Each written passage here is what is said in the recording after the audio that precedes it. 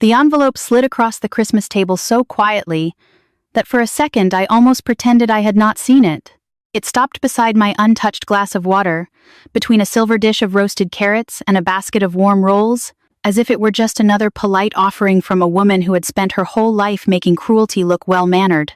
Margaret Carter kept her smile perfectly still when she pushed it toward me. Her pearls caught the candlelight. Her voice was soft enough for church and cold enough for court. "We believe this should be handled before the wedding goes any further," she said. No one reached for their fork. Ethan stared down at his plate, like the ham in front of him had suddenly become the most important thing in the room. His father, Richard, folded both hands beside his wineglass and watched me with the patience of a man waiting for a lesser person to accept terms. Ethan's sister leaned back in her chair, pretending not to enjoy the moment. I placed my hand on the envelope, but I did not open it. I did not need to. I already knew what waited inside. A contract. Not a fair one. Not a loving one. The kind of paper wealthy families slide toward women they have already judged. By then, I had served almost 20 years in the United States Marine Corps. I had sat in secure rooms where one sentence could alter the fate of men overseas. I had buried Marines, promoted Marines, disciplined Marines, and written letters to families who would never again hear boots crossing their front porch. I understood pressure. I understood power. Most of all, I understood the small, dangerous confidence of people who believe someone else has none. Still, sitting there in my plain black dress and old gray coat, I felt something sharper than insult. It was not the envelope. It was Ethan's silence. He had known. I could see it in the way he refused to lift his eyes. That was the moment I realized love may be warm, but without courage, it cannot protect you. But the story did not begin at that table. It began 3 weeks earlier, in my kitchen, when Ethan Carter stood by the counter with a mug of coffee and asked me to spend Christmas Eve with his family. "My parents want to meet you properly," he said. Smiling like that should have made me happy. I was reviewing a briefing packet before leaving for Quantico, barefoot, hair pinned back, my small townhouse still quiet around us. To most people, my home looked modest. Clean furniture, simple curtains, a fern near the window, no medals on display, no photographs with generals, no expensive signs of rank or authority. I preferred it that way. Ethan believed I worked in administration on base. He thought I scheduled meetings, organized reports, handled paperwork. He had never mocked it. In fact, he seemed to admire what he thought was my humble, steady life. I had let him believe it, not because I enjoyed deception, but because after years of people measuring their words around my rank, I wanted one relationship where I was seen before I was saluted. I was 40 years old, a major general in the Marine Corps, financially independent, owner of my home, with investments, savings, retirement accounts, and a life I had built with my own hands. None of that mattered to me as much as character. Titles can open doors. Character decides whether people deserve to walk through them with you. "Properly?" I asked. Ethan laughed softly. "You know what I mean. The fundraiser didn't count. Mom barely spoke to you." I looked up from the packet. She spoke enough. His smile weakened. "She just needs time." That was Ethan's gift and flaw. He could soften anything until it lost its shape. His mother was not rude, she was traditional. His father was not controlling, he was careful. His sister was not condescending, she was protective. Ethan was kind in the easy ways. He remembered my coffee. He changed the battery in my porch light. He called his widowed aunt every Sunday. But around his family, he became smaller, quieter, a man trained to survive by smoothing corners instead of standing still.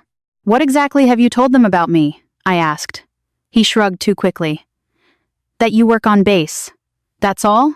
I mean, yes, more or less." I could have corrected him then. I could have said, "Ethan, I am not a clerk. I am the woman officers twice your father's confidence, stand up for when I enter a room." But I did not. Something in me wanted to know. My mother had once told me, "If you want to see a person clearly, let them think you can do nothing for them." She had raised me in North Carolina with little money, clean floors, ironed clothes, and a pride that never needed an audience. That morning, her voice came back to me so clearly that I made my decision before my coffee went cold. I would go to Christmas dinner as they expected me to be. Plain coat. No jewelry except my watch. No rank, no signals, no explanations. I would let them show me who they were. The weeks before Christmas passed in the familiar blur of command. There were budget reviews, personnel briefings, ceremonies, holiday calls to families with empty chairs at their tables.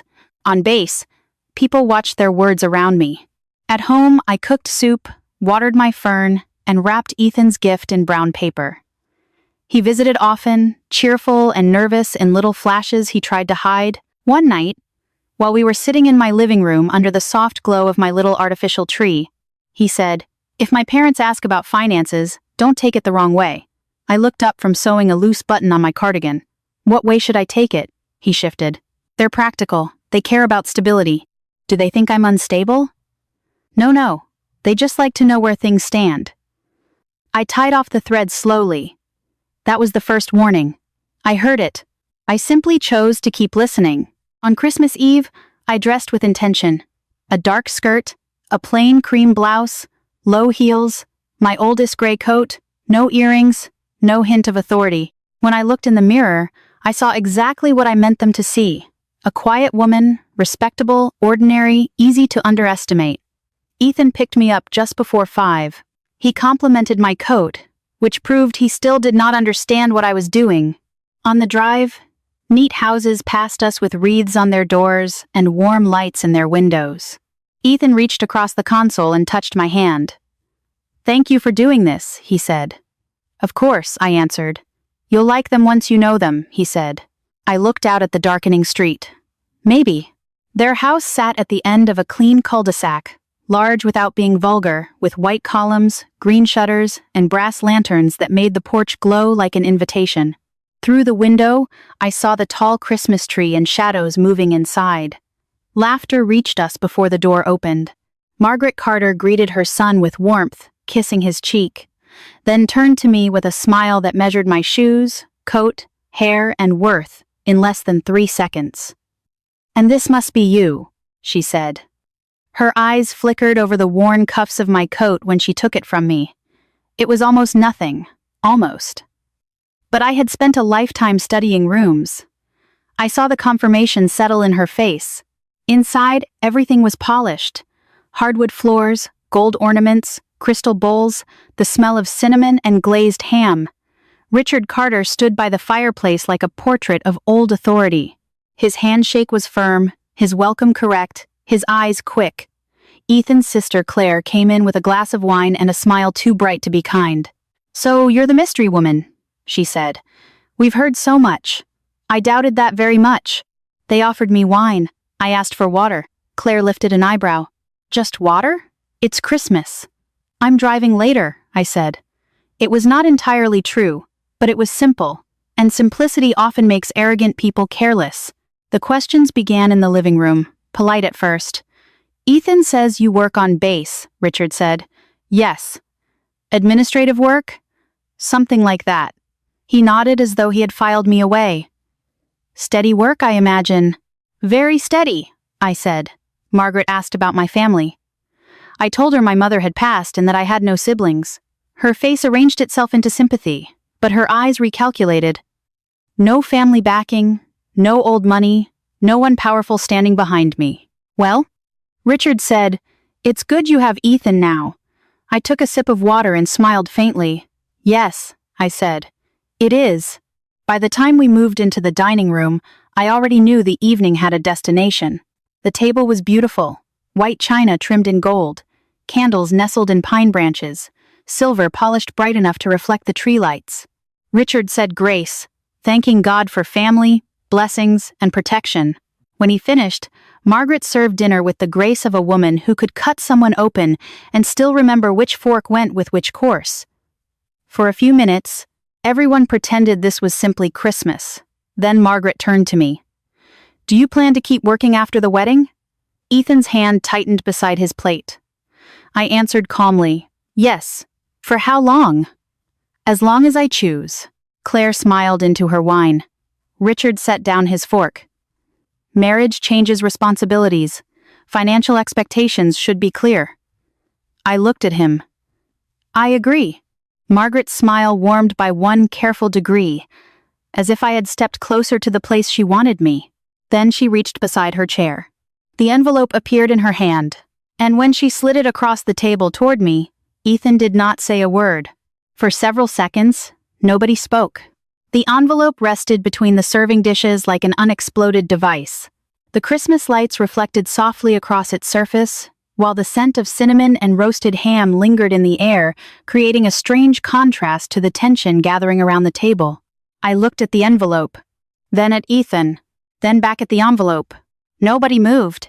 Finally, Margaret folded her hands neatly together. "We feel this is simply the responsible thing to do," she said. Responsible. The word settled into the room. I had heard it used many times throughout my career. Sometimes it meant wisdom. Sometimes it meant caution. And sometimes it meant people trying to justify behavior they already knew was wrong. I placed my fingertips on the envelope but did not open it immediately. "When was this prepared?" I asked. Margaret glanced toward her husband. "A few weeks ago." "A few weeks. Not days. Not yesterday. Weeks." Meaning conversations had happened. Plans had been made. Opinions had been shared. And through all of it, Ethan had said nothing. I turned toward him. "You knew about this." His jaw tightened. "We talked about it." Not denial. Confirmation. Something inside me grew very still. "You talked about it," I repeated. "I didn't want it to become a problem before Christmas," he said. "A problem? I thought we'd discuss it later, after your parents presented it to me in front of the entire family?" His eyes dropped again. "It wasn't supposed to happen like this." I almost smiled. People always said that after something happened exactly the way they allowed it to happen. Richard cleared his throat. "Let's not make this emotional." His voice carried the confidence of a man accustomed to controlling conversations. "This is simply a legal precaution." I looked at him. "For whom?" His eyebrows lifted slightly. "For everyone involved." "I see." I opened the envelope. Inside was exactly what I expected. A prenuptial agreement. Several pages. Professional formatting. Multiple clauses. Margin notes. Highlighted sections. The more I read, the clearer the picture became. The document assumed substantial differences in financial standing. It assumed Ethan entered the marriage with significantly more assets. It assumed I would benefit disproportionately from any future marital estate. Most importantly, it assumed I represented risk. Not a partner. A risk. Claire watched me closely from across the table. I could almost see her waiting for outrage. Waiting for tears. Waiting for embarrassment. Instead, I continued reading. Every page. Every clause. Every handwritten note. At one point, I noticed a phrase written in blue ink along the margin. Must protect family assets. Another note read, "Review before venue deposit." Interesting. Very interesting. When I finally closed the document, nobody had touched their food in several minutes. The tree lights blinked quietly in the corner. Red. Gold. Red. Gold. Margaret spoke first. "Well?" I folded my hands on top of the contract. "Who drafted this?" "Our attorney," Richard answered. "Your attorney?" "Yes." "Not mine." "No, but you are free to have independent counsel review it." "Of course." I nodded thoughtfully. "Did your attorney have access to my financial information?" Silence. Richard shifted slightly. "No." "Then how was he able to evaluate risk accurately?" His expression tightened. That wasn't really the point. It should have been. The silence grew heavier. Claire crossed her arms. "You're taking this very seriously." I looked at her. "Shouldn't I?" She didn't answer. Margaret leaned forward. "We simply don't know enough about your situation." I nodded. "That is true." She seemed relieved. Then I continued, "Which makes it fascinating that you already reached conclusions." The relief vanished immediately. Ethan shifted beside me. "Victoria." "No," I said quietly. "Let's talk honestly." The room froze. Not because I raised my voice. Because I didn't. People expect anger. Calmness frightens them more. I opened the agreement again. "This clause limits future claims based on unequal contributions." Richard nodded. "Yes? What contributions?" He frowned. "Financial contributions. How do you know what mine are?" No answer. I turned another page. This section assumes Ethan enters the marriage with substantially greater assets. Another pause. Then I asked, what is the current value of Ethan's trust fund? The effect was immediate. Claire nearly choked on her wine. Richard blinked. Margaret's smile disappeared completely. That's private, Richard said. Interesting. What is? You're asking me to disclose information while refusing to disclose your own. His face hardened. That's different. How? Nobody answered. The room had begun shifting beneath them. They could feel it. Not enough to understand why, but enough to feel it. I turned toward Ethan. What is the current balance of your trust? Victoria. I'm serious. He hesitated. Around 800,000. Claire stared at him. You told her that? I continued calmly. And the investment account connected to your consulting business? His face lost color. How do you know about that? I listen. The room became absolutely still. Richard slowly lowered his fork. Margaret's eyes narrowed. Claire looked from Ethan to me. For the first time that evening, nobody seemed entirely comfortable. Good. Now we were approaching honesty. Ethan stared at me. Why are you doing this? I considered the question. Because all evening I've been answering yours. Nobody spoke. I continued. You asked about my finances. Silence. My future. Silence. My background. Silence. My stability. Still silence. And now I'm asking about yours. Richard's jaw tightened. This isn't appropriate. Neither was ambushing your future daughter-in-law with legal documents during Christmas dinner. Nobody challenged that. Because nobody could. Margaret folded her hands carefully. You seem defensive. Met hergaze. No, I said softly. I seem informed. The distinction landed. Even Ethan looked uncomfortable. Richard studied me differently now. The casual confidence was fading. Replacing it was curiosity. Real curiosity. The kind that appears when assumptions stop working. What exactly do you do on base? He asked. There it was. The first, truly honest question of the evening. Not polite curiosity. Not social conversation. A genuine attempt to understand. I held his gaze. A little more than paperwork. Claire laughed lightly. That's vague. Yes. Why? Because nobody asked before tonight. That landed harder than I expected. Even Margaret looked away briefly. The tree lights continued blinking. The food sat untouched. The contract remained between us. And slowly, almost imperceptibly, the balance of power in the room began to change. They still believed they were controlling the conversation. They still believed they held the stronger position. But I could already see the uncertainty appearing. Small cracks. Tiny fractures. The first signs that the story they had built about me was beginning to collapse. I closed the contract once more. Then I placed both hands on top of it. You wanted clarity, I said calmly. Yes, Margaret replied. Good. I straightened slightly in my chair. Then perhaps it's time all of us had it.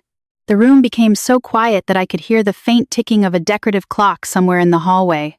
No one reached for their food. No one lifted a glass. No one seemed interested in Christmas anymore. For the first time since I had arrived, every eye at the table was focused entirely on me. You wanted clarity, I repeated. Margaret nodded cautiously. Yes. Then let's be honest. I folded my hands neatly atop the contract. I am 40 years old. Nobody reacted. I have supported myself since I was 18. Still nothing. I own my home. Richard's eyes narrowed slightly. I have no personal debt. Claire shifted in her chair. I maintain my own investments, retirement accounts, and savings. The confidence Margaret had carried all evening began fading. Not disappearing. Fading. Like color leaving an old photograph. And, I continued calmly, I do not require access to anyone else's money to live comfortably. Claire glanced at her father. Richard glanced at Ethan. Ethan stared directly at me. Confusion was beginning to replace certainty. What exactly are you saying? He asked. I met his eyes. Then I answered plainly. I am Major General Victoria Hayes of the United States Marine Corps. Nobody moved. Nobody blinked. Nobody spoke. The sentence seemed to hang in the air without finding a place to land. For a moment, it was simply too far outside their expectations. Then Claire laughed. A short, nervous laugh. The kind people make when reality becomes uncomfortable. Okay, she said. Seriously. I am serious. Her smile vanished. Richard stared at me. Margaret stared at me. Ethan stared at me. And suddenly nobody seemed sure what to say. Finally Richard spoke. A Major General? Yes. A 2-star general? Yes. The silence returned. This time it felt different. Heavier. Margaret blinked several times. That can't be right. I tilted my head slightly. Why not? She opened her mouth. Closed it. Opened it again. You never mentioned it. No. Why? Because nobody asked. Nobody spoke. Again. The answer was too simple. Too direct. Too difficult to argue with. Richard leaned forward. You expect us to believe you've reached that rank? I smiled faintly. You're welcome to verify it. His expression changed. Not completely. But enough. The confidence he had worn all evening was gone now. Replacing it was uncertainty. For perhaps the first time that night, he wasn't entirely sure where he stood. Ethan looked genuinely shaken. You never told me. No? Why? The question carried more hurt than accusation. That mattered. I looked at him for several seconds. Because I wanted one relationship in my life that wasn't built on rank. Nobody interrupted. I wanted to know who loved me before they knew what I could do for them. The words landed harder than anything else I had said. Especially on Ethan. His shoulders lowered slightly. His eyes dropped toward the table. And for the first time that evening, guilt became visible. Margaret recovered first. This feels misleading. I looked at her. Does it? Yes. You allowed us to believe something untrue. No. I shook my head calmly. I allowed you to assume something. Her expression tightened. There was no response to that. Because it was true. I had never lied. Not once. I had simply never volunteered information they never bothered to ask for. The distinction mattered. Richard sat back slowly. Why the coat? I glanced toward the hallway where it hung. The old gray coat. The one Margaret had touched with barely disguised disappointment. Because I wanted to know something. What? How your family treats people when you think they have nothing to offer. Nobody moved. Nobody spoke. The answer struck the center of the table like a hammer. Claire looked away first. Then Margaret. Then Ethan. Only Richard continued holding my gaze, and even he looked uncomfortable now. I opened the contract once more. This document isn't inherently unreasonable. That surprised them. Margaret blinked. What? Prenuptial agreements can be useful. Richard nodded cautiously. Exactly. I turned several pages, but not this one. His expression fell.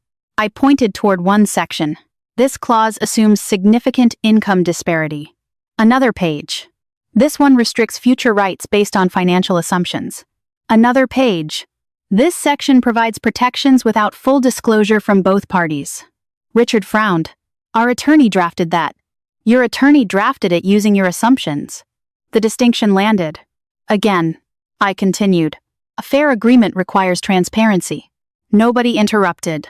Separate legal representation. Silence. Full disclosure. Silence. Mutual protection. Silence. Respect. At that word, Margaret looked down. Only briefly. But I noticed. I always noticed. The room remained still. The Christmas dinner had become something else entirely. A reckoning. Not about money.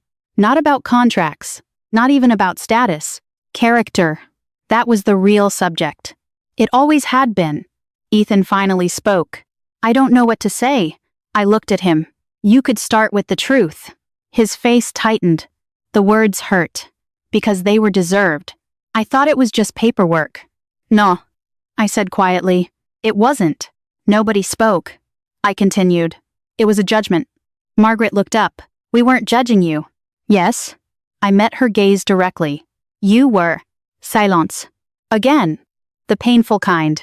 The kind that comes when denial finally runs out of room. I looked around the table. At Margaret. At Richard. At Claire. At Ethan. Then something became perfectly clear. This was no longer about convincing them. It wasn't about proving anything. The truth was already sitting in front of them. The real question had changed. The real question now was whether I wanted to become part of this family. That realization settled over me with surprising calm.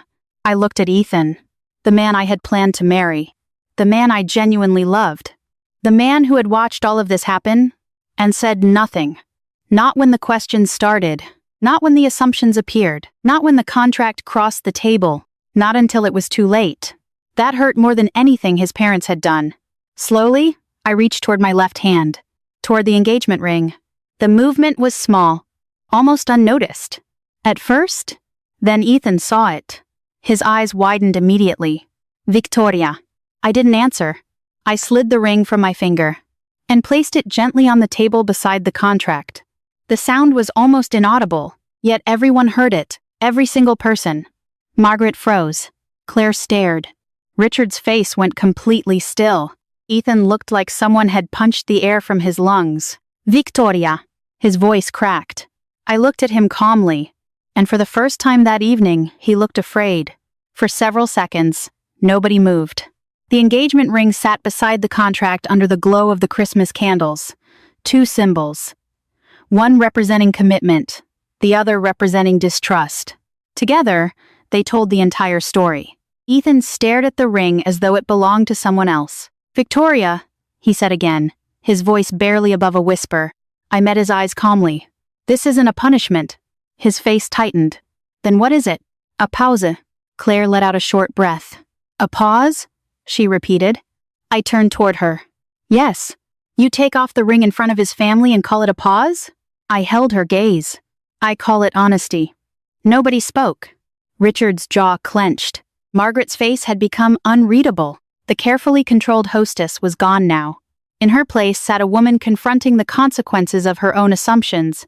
Ethan finally found his voice. You would end everything over this? No, I said quietly. I would step back because of what this revealed. His eyes searched mine. What did it reveal? The answer came easily.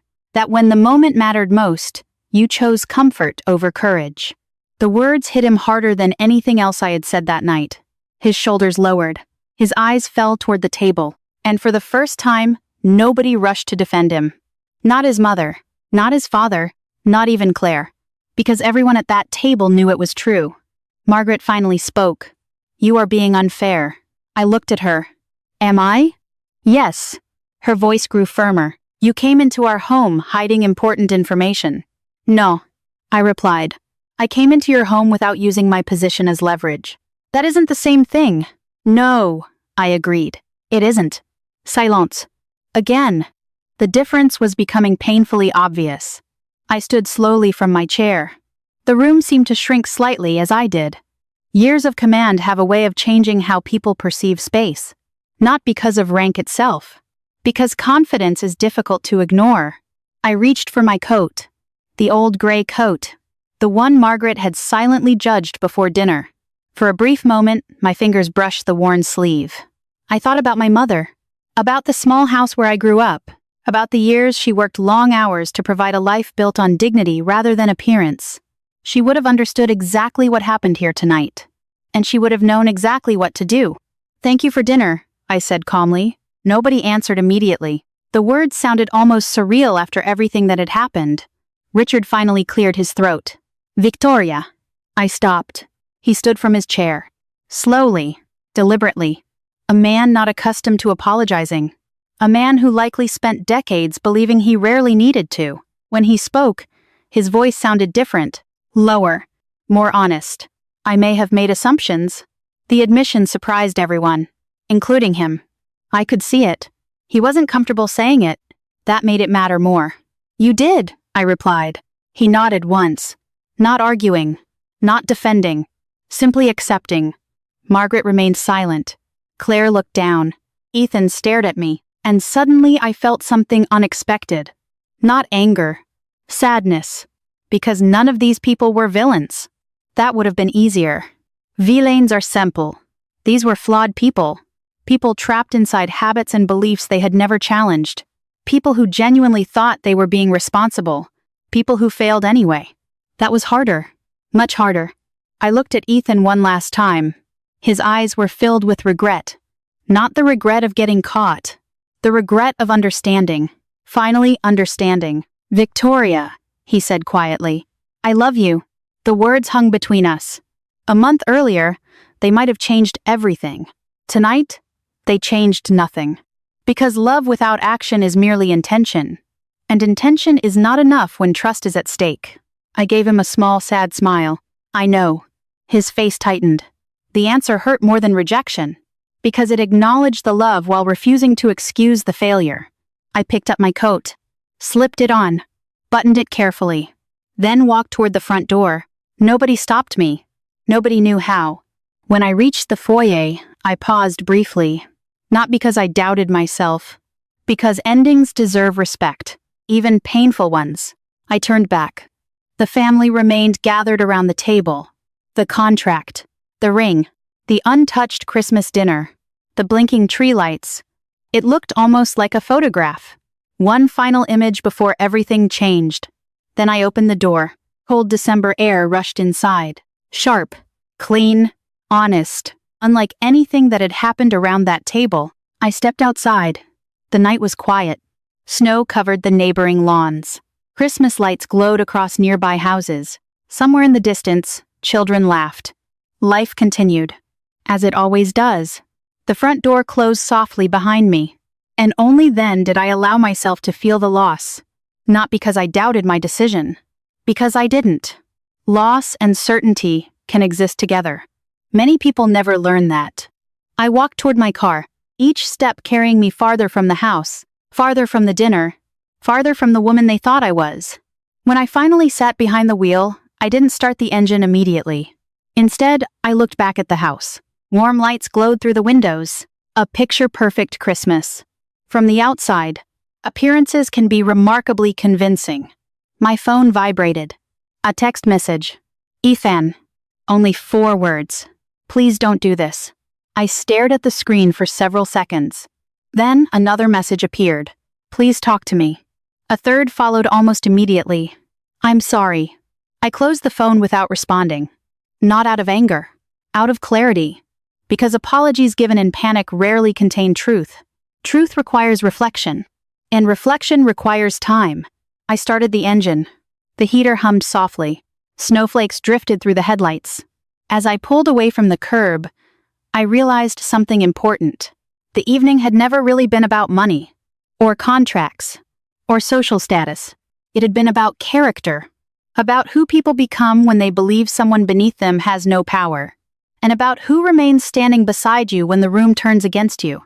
Tonight, Ethan had failed that test. The question was whether he could learn from it. Whether any of them could. At that moment, I honestly didn't know. But over the next few weeks, I was about to find out. The weeks after Christmas were quieter than any deployment briefing room I had ever entered.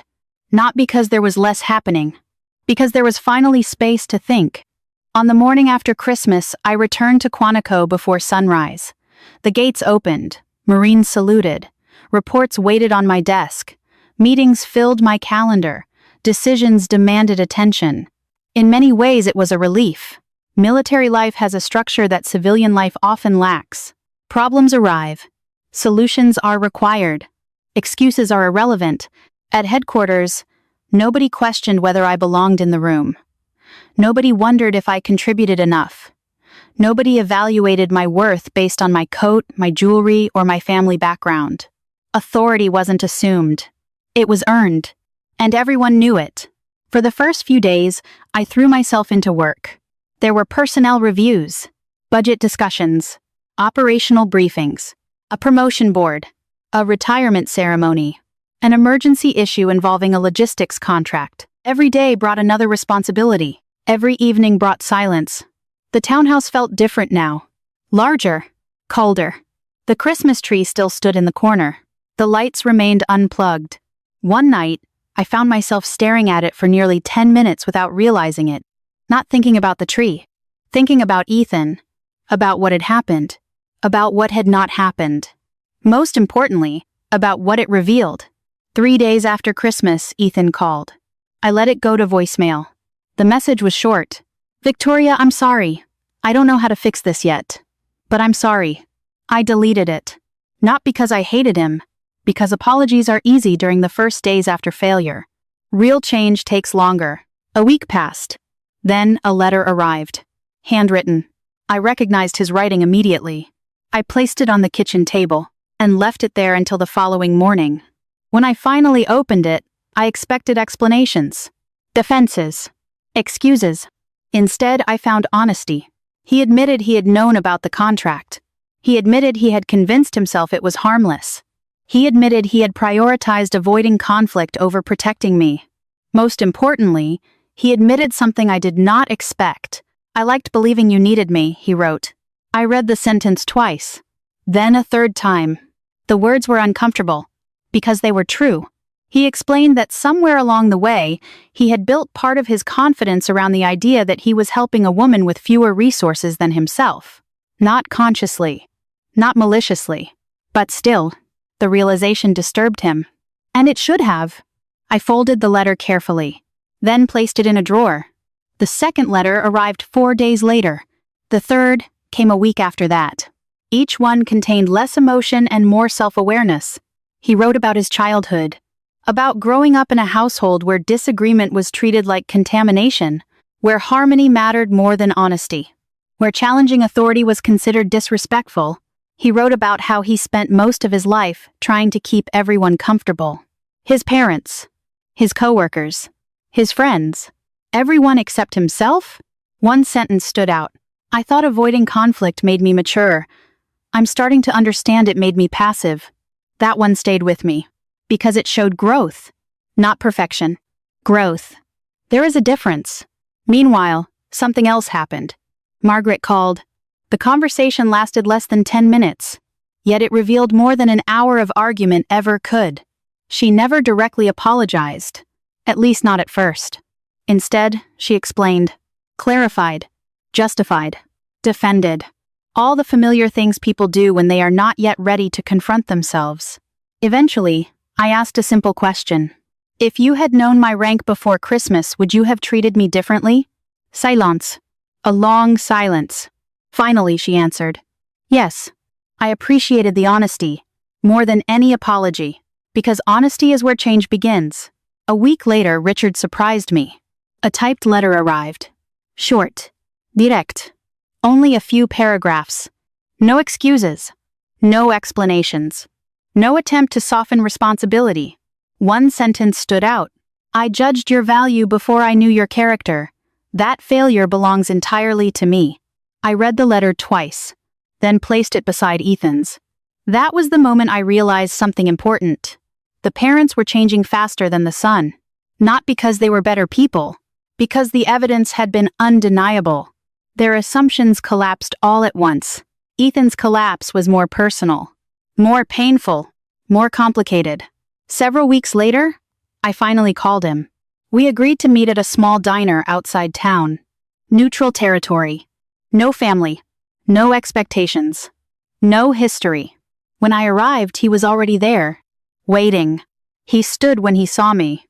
The first thing I noticed was that he looked different. Not physically, emotionally. The confidence that once came from certainty was gone. What remained felt more genuine, more earned. "Thank you for coming," he said. I sat down across from him.